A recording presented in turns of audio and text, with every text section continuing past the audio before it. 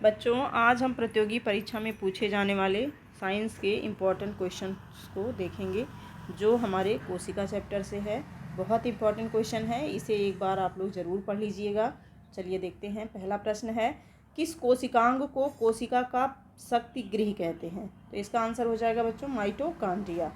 क्या हो जाएगा? माइटोकॉन्ड्रिया। श्वसन की क्रिया किस कोशिकांग में होती है? तो इसका भी आंसर हो जाएगा माइटोकॉन्ड्रिया। ग्लाइकोलिसिस की क्रिया कोशिका में कहाँ होती है? तो इसका भी आंसर हो जाएगा कोशिका द्रव्य में। कोशिका कितने प्रकार की होती है बच्चों? तो कोशिका दो प्रकार की होती है। पहली कोशिका का नाम है प्रोकैरियोटिक कोशिका और दूसरी कोशिका का नाम है यूकैरियोटिक कोशिका। कोशिका के अध्ययन को क्या कहा जाता है? साइटोलॉजी कहते हैं। कोशिका के अध्ययन को साइटोलॉजी कहते हैं या कोशिका जैविकी कहते हैं। सबसे छोटी कोशिका कौन सी होती है? सबसे छोटी कोशिका जो होती है वो माइकोप्लाज्मा जीव की होती है। सबसे छोटी कोशिका किसकी होती है बच्चों? माइकोप्लाज्मा जीव की। मानव शरीर की सबसे लंबी कोशिका क्या होती है? ये तंत्रिका कोशिका होती है। और इसकी लंबाई कितनी होती है बच्चों? तो इसकी लंबाई होती है 1 मीटर। शरीर की रचनात्मक एवं कार्यात्मक इकाई का क्या नाम है? तो इसका नाम है कोशिका।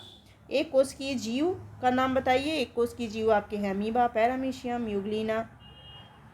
सबसे बड़ी कोशिका कौन सी होती है? सबसे बड़ी कोशिका कौन सी होती है बच्चों? शुतुरमुर्ग पक्षी जो होता है उसका अंडा जो होता है उसकी जो कोशिका होती है वो सबसे बड़ी कोशिका होती है। शरीर को बनाने वाली सबसे छोटी इकाई का नाम क्या है? तो शरीर को बनाने वाली सबसे छोटी इकाई कोशिका है।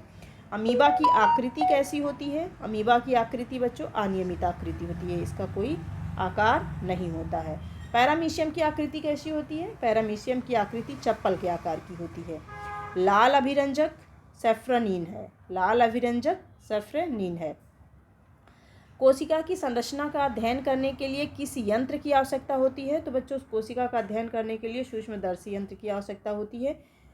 सर्वप्रथम कोशिका की खोज किसने की थी? सबसे पहले कोशिका की खोज रॉबर्ट हुक ने 1665 में मृत कोशिका की खोज की थी, जो कि कार्क में इन्होंने किया था।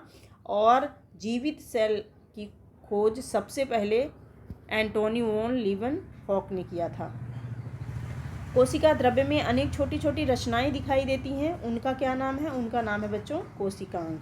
कोशिका के अंदर बाहर पदार्थों के आदान प्रदान को कौन नियंत्रित करता है? कोशिका झिल्ली।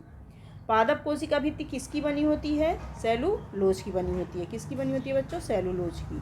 कोशिका भित्ति पाई जाती है कहाँ पाई जाती है? केवल पौधों में पाई जाती है।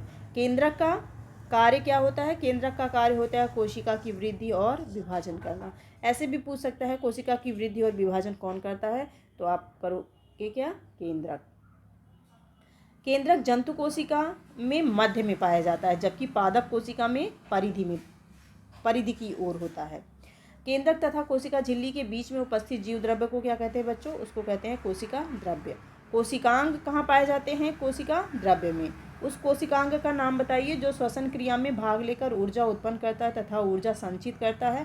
तो बच्चों, इसका नाम क्या हो जाएगा? माइटोकॉन्ड्रिया। कोशिका का ऊर्जा गृह पावर हाउस किस कोशिकांग को कहते हैं बच्चों? माइटोकॉन्ड्रिया को। कोशिका झिल्ली किस में पाई जाती है बच्चों? कोशिका झिल्ली जो होती है वो जंतु कोशिका में भी पाई जाती है और पादप कोशिका में भी पाई जाती है। हरित लवक कहाँ पाया जाता है? हरित लवक या क्लोरोप्लास्ट ये केवल हरी पादप कोशिका में पाया जाता है। कहाँ पाया जाता है? हरी पादप कोशिका में। प्रकाश संश्लेषण का कार्य किस कोशिकांग में होता है बच्चों? तो प्रकाश संश्लेषण का कार्य हरित लवक में होता है। मानव शरीर की सबसे बड़ी कोशिका कौन सी है? मादा अंडाणु या अंड कोशिका। और मानव शरीर की सबसे छोटी कोशिका कौन सी है? स्पर्म या शुक्राणु।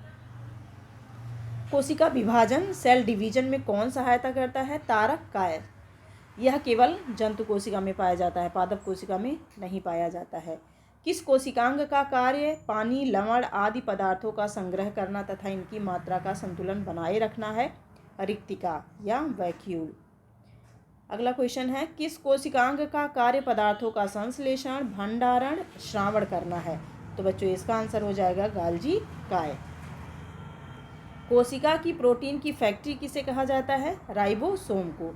ये जंतु और पादप दोनों में पाया जाता है और यह कोशिका का सबसे छोटा अंग है। प्रोटीन संश्लेषण में कौन सा कोशिकांग सहायक है? तो बच्चों, राइबोसोम। कोशिका में आने वाले पदार्थों को पचाने का कार्य कौन करता है बच्चों? लाइसोसोम। कोशिका की आत्महत्या की थैली किसे कहा जाता है? लाइसोसोम लाइसोसोम को।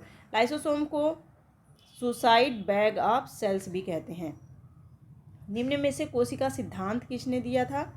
स्लाइडेन और स्वान ने। स्लाइडेन और स्वान ने कोशिका सिद्धांत किसने दिया? स्लाइडेन और स्वान ने। केंद्रक या न्यूक्लियस की खोज किसने की थी? रॉबर्ट ब्राउन ने किया था। कोशिका में पदार्थों का परिवहन किसके द्वारा होता है? तो गाल्जी काय के द्वारा होता है। गाल्जी काय की खोज 1898 में कैमिलो गोल्जी के द्वारा किया गया था। जीवन की मूलभूत इकाई क्या है बच्चों? कोशिका। पादप कोशिका का सबसे बड़ा कोशिकांग लवक है। यदि माइटोकॉन्ड्रिया काम करना बंद कर दे तो कोशिका में कौन सा कार्य नहीं होगा? भोजन का ऑक्सीकरण नहीं होगा बच्चों, भोजन का ऑक्सीकरण नहीं होगा। वसा का संचय कोशिका का कौन सा अंग करता है? तो कौन करता है बच्चों? गाल्जी काय। सबसे छोटा प्रोकैरियोटिक जीव कौन सा है? माइकोप्लाज्मा। तो इस तरह से आज हमने कोशिका से अंगतंत्र तक के सभी प्रश्नों को हल कर लिया है। इन्हें आप ज़रूर पढ़ लीजिएगा। ये सारे क्वेश्चन आपके कंपटीशन वाले एग्ज़ाम में पूछे जाते हैं। NMMS जिसकी आप तैयारी कर रहे हो, राष्ट्रीय आय योग्यता आधारित परीक्षा की, उसमें भी ये सभी प्रश्न पूछे जाते हैं। धन्यवाद।